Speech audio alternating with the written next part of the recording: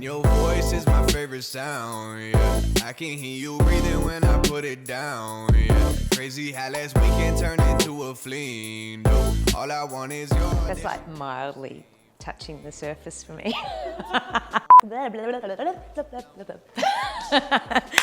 Hi, it's Joanna and welcome back to PoleSphere, and today we are going to learn the Kapi Split. There are a few prerequisites you need for this move, and your first is your S split. You want to cover your intro to tabletop, sitting bird, and a good strong straddle hold. And this one can be a little tricky to exit, so do make sure you have a spotter to help you the first few times you try it. Let's take a look at the move now. Ready to get it if you're ready to get it down. Swear to God, gonna hit like Larry Holmes. I'm in the booth, I'm in the zone, and I can't wait to make that song for days long. Your voice is my favorite sound, yeah. I can hear you breathing when I put it down, yeah. Crazy how last weekend turned into a fling, though. All I want is your audition, can you sing for me? I want melody to take me home. Please don't wait too long, yeah. Wanna hear you sing, wanna make you moan. Melody. Let's have a look at how this one works. I'll try not to spin too fast, so hopefully you can keep up with me. So moving into my hello boys, just really make sure that that bottom thigh is pressing into the pole. So really push your butt cheek past the pole and opening up. And I'm just gonna really make sure that this bottom hand is not being squashed by my hips. I'm going to lift the top leg up to the ceiling as I tip my hips towards the bottom leg. So I'm starting to turn sideways. I'm making sure that I'm still pulling through that top shoulder. You can use this leg a little to lift the hips and push your butt forward. See how that bottom leg slightly comes down as I squeeze my glutes and I turn my body sideways away from the pole. I'm still pushing with the bottom arm, pulling with the top, lifting through my chest as I turn into my split, and I'm still pulling and pushing and pressing that thigh on the pole.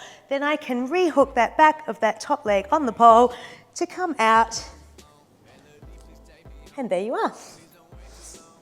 As you get a little bit further past the pole with your hips in this move, it can be really easy to slide down if you're not in control of that top leg and arm, and then it can be quite challenging to dismount because you can get a little bit stuck.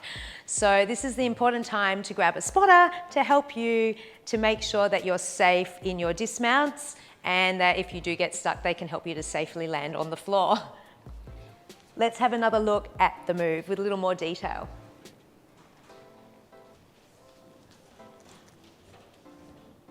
So as I come out of my hello boys, I'm really making sure that my top arm is engaged and my shoulder is engaged. So I'm not sinking into that position.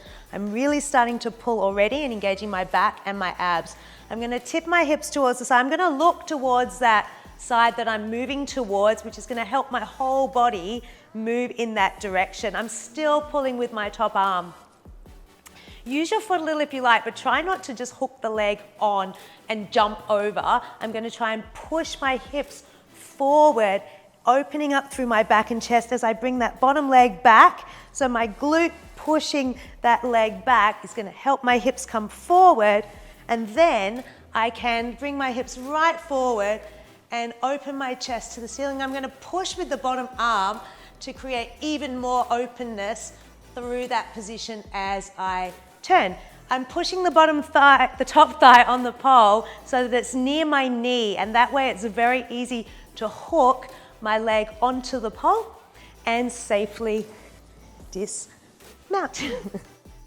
A couple of the common problems you'll face in this move, which we've slightly touched on, are letting your hips drop too far forward so that you're dropping into your shoulders. So we really want to be aware we're not hanging in that top shoulder or dropping into that bottom arm, so that I'm really pulling through that top arm and pushing the chest forward and using this bottom arm to press so that I'm very supported by both arms. With the legs, we really want to make sure that that top thigh is pressing against the pole so that we can re-hook the knee back on. If I drop down behind my calf, I can't re-hook that leg back onto the pole.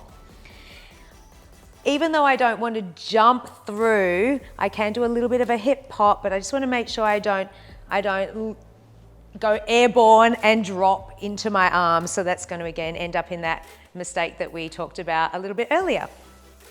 If you have come a little too far through, like we just discussed, and the pole is not anywhere near the back of your knee and you're hanging into your arms, this is where you are going to need that spotter to help you to dismount safely so that you don't injure yourselves and fall off the pole.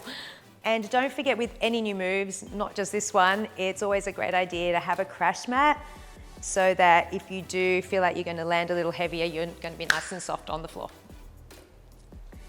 Thanks for joining me for the Kapi Split tutorial. Don't forget to let us know how you've gone and maybe pop a little video in the PoleSphere member lounge. Do the quiz below, and if you're posting on Instagram or Facebook, don't forget to tag us, #PoleSphere, and I'll see you in the next one. Intro to tabletop.